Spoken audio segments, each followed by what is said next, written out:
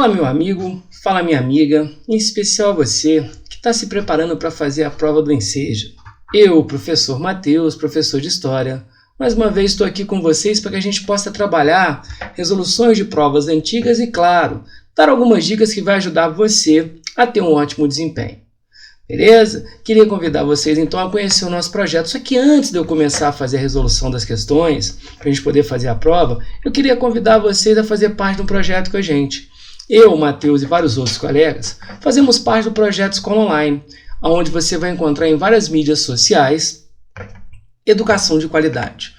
Você vai encontrar no Facebook, no Twitter, nosso contato do WhatsApp, a galera que sempre fica procurando informações, você vai lá no nosso Instagram, você tem várias e várias notícias importantes, dicas fundamentais. Claro, aqui no nosso canal do YouTube, para você que está me assistindo que não se inscreveu, aproveita, se inscreva, deixe o seu like, ative as notificações, porque isso nos ajuda demais. E claro, nós temos uma novidade bacana, você vai encontrar agora em plataformas de som, você encontra vários podcasts importantes, que de repente na correria você consegue ouvir. E ótimo, uma novidade para você, quiser conhecer o nosso material, vai lá, www.plataformaescolaonline.com.br.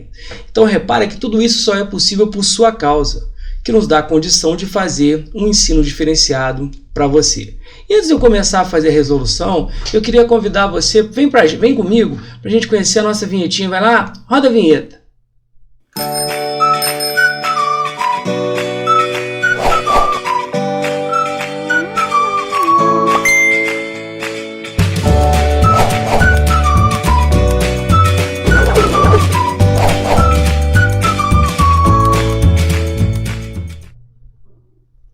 Bacana, né? Então vamos começar a trabalhar, porque o tempo urge e a Sapucaí é grande. Vamos lá, galera. Quando a gente vai pegar a prova de 2018, está falando aqui da primeira aplicação, a questão de número 31 é uma questãozinha que, veja, como eu sempre falo com meus alunos, você tendo uma boa leitura, um bom conhecimento do que tudo que está acontecendo ao seu redor, você vai mandar muito bem. Repara uma imagem aqui.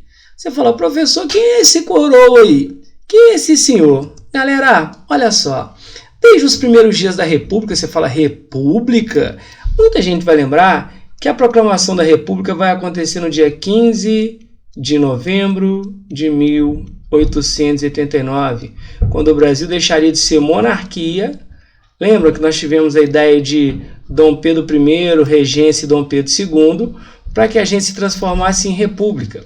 Eu sei que quando você fala república, você pensa lugar onde vivem vários estudantes, tem festa a todo momento, ninguém é de ninguém, todo mundo é de todo mundo. Estou falando aqui de quem, galera? Estou me referindo à figura de Dom Pedro II. Não sei se muita gente sabe, Dom Pedro II é o cara que mais tempo fica no poder no Brasil. De 1840, mesmo assumindo o poder novinho, alguns alunos falam que ele assumiu de menor, pelo amor de Deus, galera. Aluno meu não fala que ele estava de menor. Ele era menor de idade, ele assume com o quê? Com 14 para 15 anos, mas ele teve 49 anos para poder aprender. Repara que a maioria das vezes que nós vemos Dom Pedro II, você vê ele sempre mais velho. Então olha só, desde os primeiros dias da República, os autores de livros didáticos para os cursos primários e secundários, obedecendo a critérios definidos pelas autoridades de governo na área da educação, passaram a estampar o retrato de Dom Pedro II com as longas barbas e o aspecto cansado dos seus últimos anos de vida, para associar a monarquia à imagem de velhice e coisa antiga. Repara como é que você constrói. A gente fica brincando muito sobre a onda de fake news, mas repara, você associar a monarquia a Dom Pedro mais idoso, mais velhinho, muita gente associava ao atraso. Então, para justificar o novo governo, para você justificar que a implantação da República, a proclamação da República era identificada como modernidade, você costura, você constrói a imagem de Dom Pedro II como atraso. Então repara que os próprios livros didáticos trabalham com essa ideia. Tá? Então a gente realmente fala o seguinte, não, a partir do momento que eu estou abandonando a monarquia, que eu estou destituindo Dom Pedro II, iniciando a República, indica-se a ideia de que o Brasil vai prosperar. Então você cria essa imagem. Então olha só, de acordo com o texto, O uso que se fez da imagem de Dom Pedro II tinha o objetivo de, repara, não tem aquela visão heróica. Quando você vê Dom Pedro I sobre a ideia do cavalo com a espada, você não tenta construir aquele ato heróico. Aqui você vê o quê? Dom Pedro como aquela figura cansada. Então repara, o que eu estou querendo fazer? Valorizar uma tradição nacional? O próprio texto diz que o seguinte, que você quer associar a monarquia à ideia de coisa ultrapassada, de coisa antiga. Então repara que a república é o governo novo querendo queimar o filme do seu antecessor. Denunciar um costume aristocrático, promover um estilo artístico, desqualificar um regime político, ou seja, qual é o regime político que eu tenho? Monarquia. O que eu estou fazendo? Associando a imagem de Dom Pedro a uma coisa atrasada. Então eu estou desqualificando. Eu estou literalmente queimando o filme do modelo antecessor para justificar esse novo governo. Então, claro, se eu tiver que marcar, como diria nosso querido professor Galvão, a letra D de The Best. Tá? A letra D de Deus, que quando você não tem o que chutar, você fala D de Deus, mas não. Você não vai chutar. Você vai fazer uma prova muito bem feita. Show de bola? Tranquilo, né? Então vamos seguir no caminho aqui. A questão de número 32 da prova de 2018, ela fala o seguinte: cada vez que uma guerra ou um desastre natural ameaça um patrimônio histórico, então muito cuidado você que vai fazer a prova do Enseja, quando a gente fala sobre a questão do patrimônio, tá? Você fala muito sobre a ideia do patrimônio material, você vai ver o seguinte, as construções, as realizações, e o patrimônio imaterial, são os saberes, a forma de fazer, tá? Então, toda vez que uma guerra, um desastre natural ameaça um patrimônio histórico e artístico de um país, agentes do Escudo Azul, olha só que bacana, órgão internacional que tem o mesmo peso em que a Cruz Vermelha nas Nações Unidas, o que a Cruz Vermelha faz? Ela dá resgate, ela dá apoio, ela protege, entram em ação em missões de inspeção e resgate. Foi assim com a Primavera Árabe, o tsunami no Japão e o terremoto do Haiti. Então, galera, o Escudo Azul é um órgão que tem como objetivo proteger o patrimônio, ou seja, se você, por exemplo, tem um acervo muito antigo de livros, de quadros, você tem um museu, você então tem algo que realmente remete, que constrói a ideia de uma memória, a ideia do Escudo Azul ele busca proteger. Por exemplo, você quando fala das guerras envolvendo a região do Oriente Médio, Irã, Iraque, a própria Síria, aquela região, galera, é uma região historicamente muito importante, é uma região antiguíssima mesmo, tal. E aí você começa a perceber que essas guerras destroem boa parte desses patrimônios, desses legados que são deixados para a humanidade. Então, olha só, as ações citadas no texto, ou seja, o que faz tanto o Escudo Azul como principalmente a Cruz Vermelha, mas eu estou falando aqui, a Cruz Vermelha dá acesso a apoio a pessoas, enquanto o Escudo Azul ele procura proteger o patrimônio. Então, o que você está objetivando aqui? Calcular o valor, redistribuir a coleção dos museus, conservar a memória das sociedades, questionar a autenticidade das relíquias. Gente, você vai calcular, você vai redistribuir? Não, o que você está fazendo? Você está protegendo. Porque qual a ideia de você proteger? É para manter que outras gerações, permitir que outras gerações tenham acesso a essa memória. Então você está protegendo para você poder conservar a memória das sociedades. Não é? Então repara que aquela ideia de que, poxa, eu quero deixar para gerações futuras um pouco dessa história. Show de bola? Bem tranquilo, né? Vamos seguir no nosso barco aqui. Então, muito cuidado com a questão de patrimônio, viu? A compatibilidade da liberdade com a igualdade não é evidente por si, pois um dos dilemas da nossa época é o de que as sociedades que se aventuraram na criação de uma sociedade igualitária, você fala, peraí, sociedade igualitária?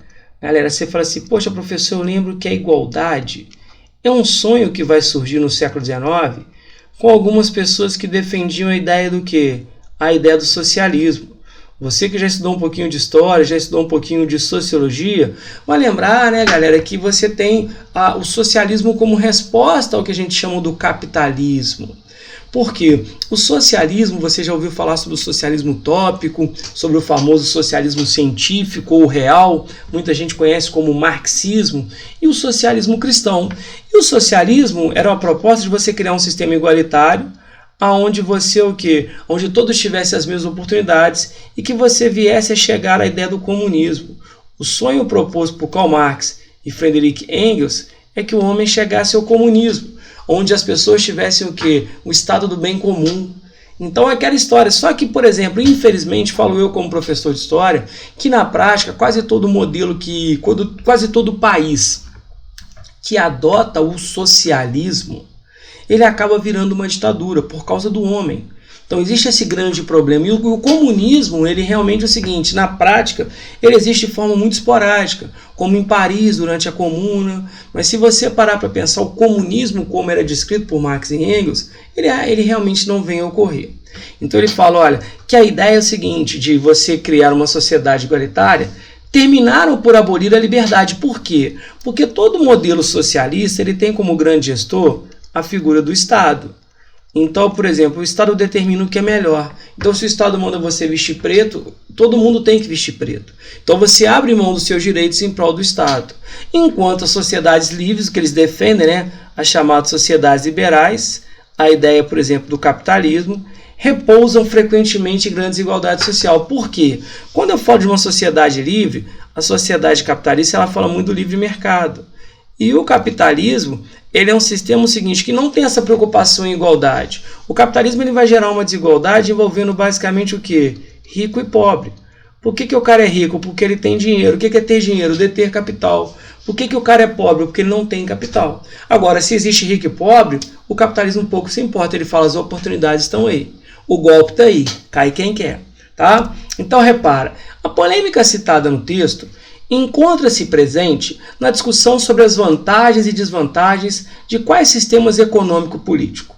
Então, repara que eu estou colocando frente a frente o quê? O socialismo, o projeto do comunismo e o liberalismo e o capitalismo. Então, vamos lá.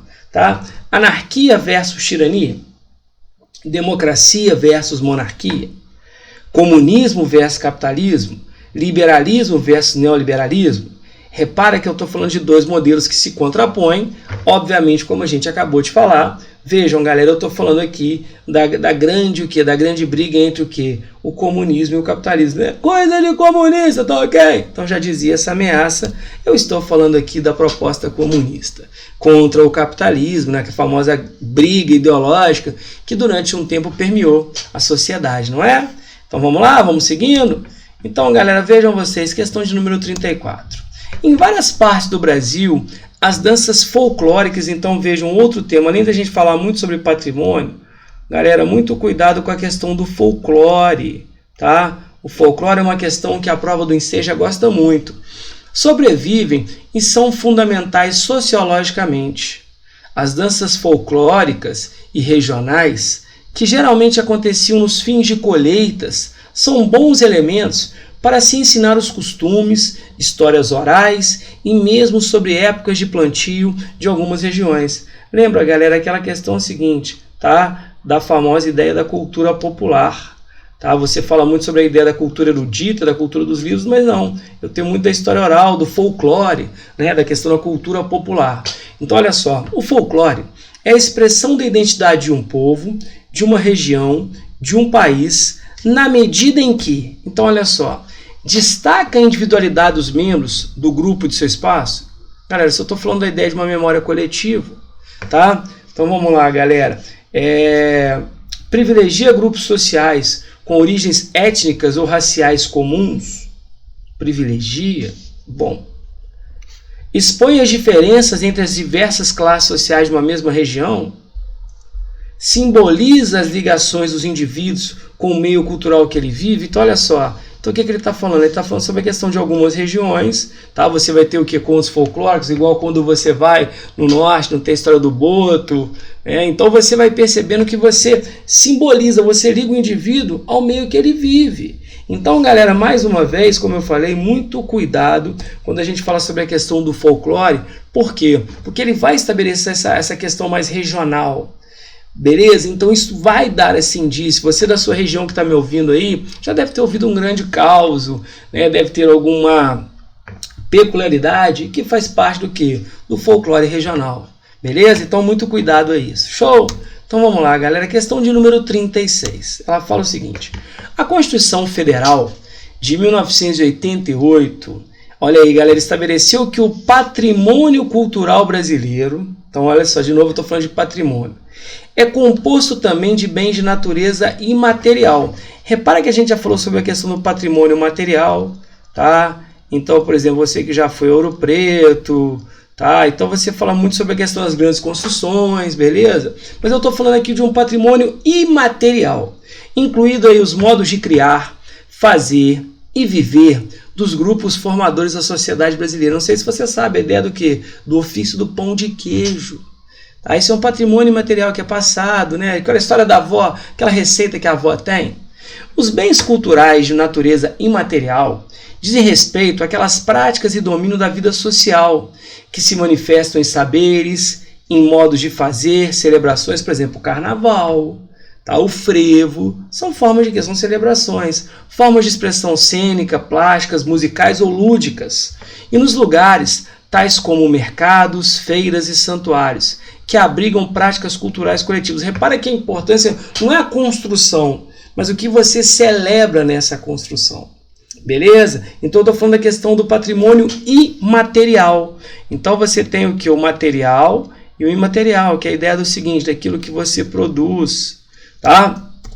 Então vejam vocês, qual dos bens apresentados representa o tipo de bem cultural citado no texto? Que bem cultural é esse? Eu estou querendo saber do patrimônio imaterial.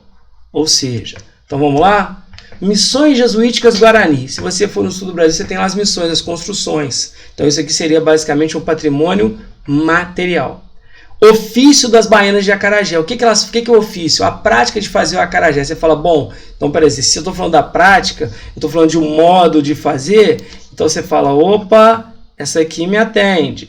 Tá? Cidade Histórica de Ouro Preto é um patrimônio? É, mas é um patrimônio material. Parque Nacional da Serra da Capivara é um patrimônio? É, mas é um patrimônio material. Se eu estou pedindo aqui patrimônio imaterial, ou seja, em saberes, modos de fazer, celebrações, obviamente estou falando aqui sobre o ofício das baianas de acarajé. Beleza? Então o que elas fazem, a forma de fazer, tem todo o simbolismo. É isso que é a ideia do patrimônio imaterial. Show? Tranquilo, né? Então vamos seguir no nosso barco aqui. Questão de número 37. Tá? Os anos que vão do lançamento das bombas atômicas, e aí eu estou me referindo o que, galera? Eu estou me falando de agosto de 45, eu estou falando sobre a questão de Hiroshima e Nagasaki, sobre aqueles efeitos, até o fim da União Soviética, em 1991, tá? Então, ou seja, eu estou falando sobre o que? Estou falando sobre a ideia de Guerra Fria. Não formam um período homogêneo na história do mundo. Apesar disso, a história desse período foi reunida sob um padrão único, pela situação internacional peculiar que dominou até a queda da União Soviética. O constante confronto das duas superpotências que emergiram da Segunda Guerra Mundial na chamada Guerra Fria, ou seja, eu estou falando da chamada ordem da bipolarização. Ou seja, o que eu estou fazendo? Eu estou falando da divisão de um mundo entre o quê? Entre o capitalismo, que tem como ameaça o socialismo e vice-versa. Então, estou falando de uma nova ordem que durante muito tempo o que ameaçava. Por que Guerra Fria? Porque havia-se um medo de uma guerra nuclear, tá? O medo de um enfrentamento. O autor reconhece que a característica fundamental do período mencionada é a... Então vamos lá, galera. Fragilidade dos países socialistas. Eu estou falando disso. Bipolaridade da economia mundial. Opa, eu estou colocando o que frente a frente? Essa aqui me atende, hein? Regionalização dos conflitos militares, eu estou falando o quê? De uma questão internacional, não estou falando de uma coisa regional. Criação da Organização das Nações Unidas, que vai acontecer em 45, logo após a Segunda Guerra. Galera, o que eu estou falando? Eu estou falando de uma ordem bipolar, onde não só ideológica, política, também o quê? Econômica. Então, gente, falar de Guerra Fria é lembrar da bipolarização. Beleza? É tranquilo, não esquece disso, é uma questão também muito cobrada para você que vai fazer prova. Então, quando a gente fala da Guerra Fria, lembra do sorriso maroto, uma Guerra Fria dentro do meu peito, não importa um jeito, para a gente viver em paz. Beleza? Então vamos lá, galera, seguindo. Questão de número 38. O que ela fala? A Marcha da Família com Deus pela Liberdade, em março de 64, ou seja, o movimento que vai acontecer em São Paulo, tá? Então repara o seguinte, galera, o movimento que vai acontecer em São Paulo, 64 é um ano importante, é o ano que você inicia no Brasil o regime militar, constituiu numa série de manifestações organizadas principalmente por setores do clero, ou seja, a igreja, e por entidades femininas. Inclusive, eu não sei se muita gente sabe, a nossa saudosa apresentadora Hebe Camargo participa desse movimento.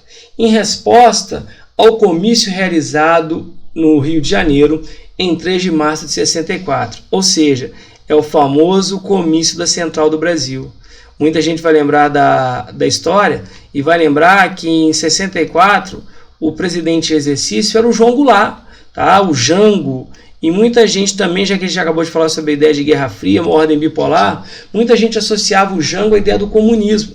Então, quando o João Goulart ele vai apresentar o que a gente chama das suas reformas de base, o Jango falava muito sobre a ideia do quê? De uma reforma agrária, ele falava de uma reforma bancária, então ele falava de uma reforma educacional, falava de uma reforma tributária. Então o que aconteceu? Ele reúne cerca de 150, 200 mil pessoas que foram ouvir as suas ideias. Logo depois, São Paulo, com a ala mais conservadora, o clero, e claro, grupos femininos que não viam com um João Goulart com bons olhos, faziam uma resposta com quase 700 mil pessoas. Então, uma resposta ao presidente, que você vai ver que logo depois o João Goulart vai ser o quê? Em 31 de março, ele acaba sendo deposto.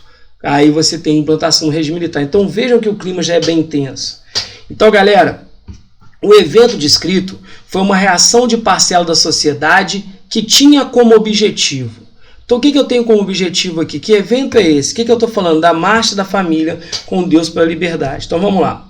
Conter os grupos guerrilheiros. A guerrilha ela vai vir muito no Brasil, só para a gente tomar cuidado. Tá? Ela vai ganhar muita força na década de 70, como reação ao endurecimento do regime, ao ato institucional número 5. Criticar as propostas liberais. Gente, o João Goulart nunca foi um liberal.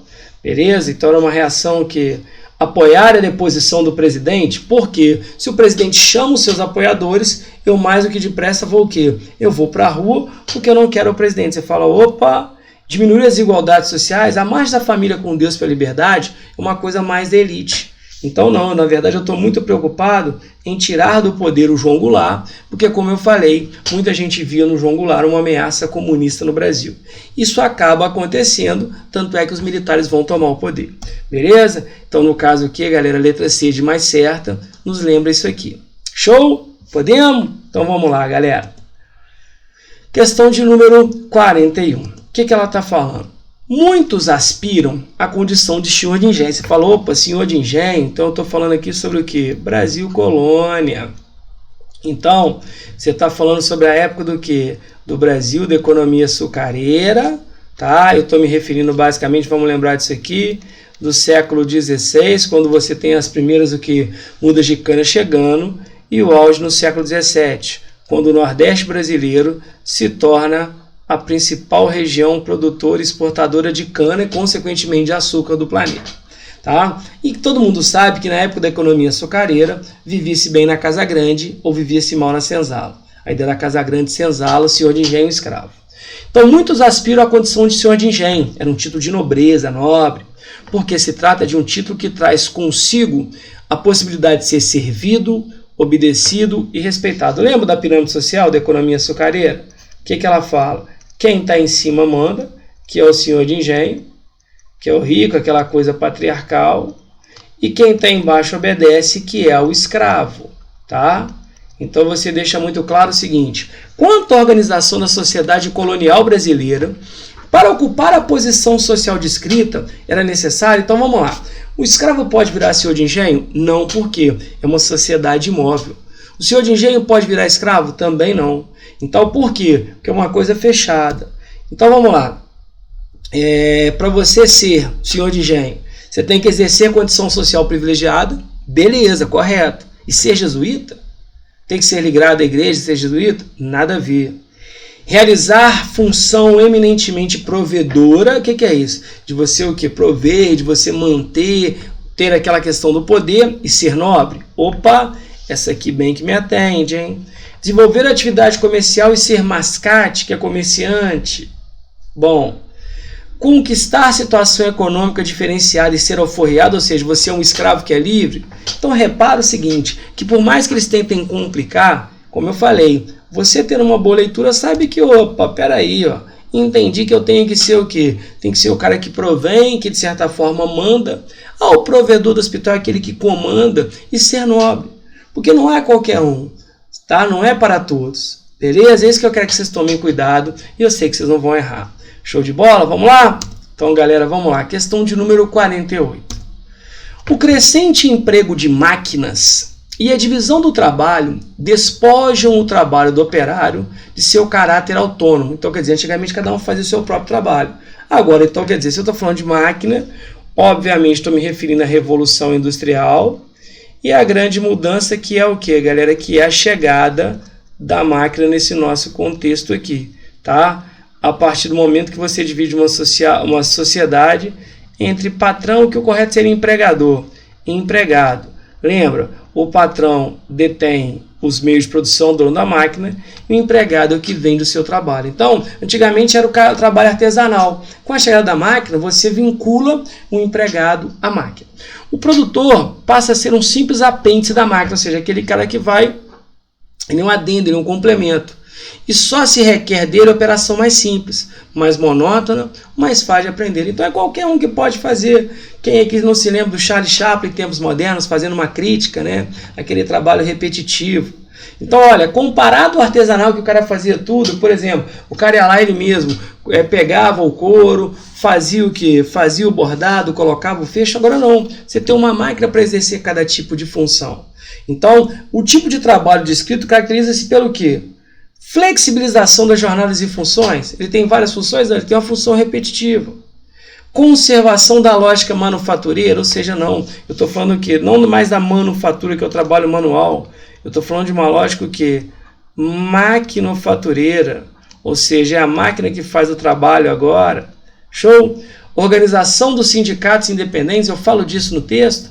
Separação das atividades manuais e intelectuais, ou seja, o cara está pensando, ele está só exercendo aquela função básica, ou seja, eu estou separando o trabalho do produto, ou o produto do empregado, perfeito? Então, mais uma vez, a letra D de the best, deu bom, deu certo, acaba sendo o quê? Uma resposta.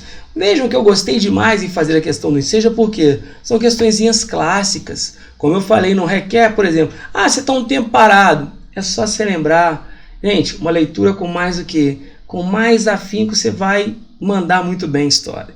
E a questão 52, o que ela fala? Negros vão à luta nos Estados Unidos. Galera, e olha a matemática, né? Todo mundo aqui conhece. Posso gastar meu inglês? Black Lives Matter, ou seja, vidas negras importam. Então, quando a gente está falando muito sobre a questão seguinte, né? Sobre a questão racial nos Estados Unidos, tá? Então, os Estados Unidos, na verdade, é o seguinte, né? Depois nós tivemos um ato com George Floyd, e realmente vira o policial envolvido, Derek Chauvin, ele acaba sendo condenado, isso é uma coisa importante. Então, olha só, negros vão à luta nos Estados Unidos. Em maio de 1961, numa transmissão de rádio dirigida ao estrangeiro, em maio de 61, numa transmissão de rádio dirigida ao estrangeiro, Robert Kennedy, ministro da Justiça norte-americana, afirmou que os preconceitos raciais estão sendo derrubados nos estados e talvez um negro se torne presidente da República nos próximos 30 ou 40 anos. Gente, olha só, faz uma conta aí, 2001, um pouco mais tarde nós tivemos a eleição de quem? Barack Obama. Então isso, na verdade, é o seguinte, era um presságio que poderia vir a acontecer.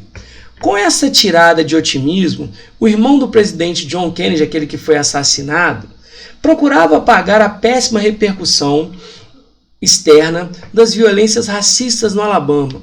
2 anos depois, a situação racial nos Estados Unidos volta ao centro das atenções na opinião pública mundial, com cenas de violência ainda mais dramáticas.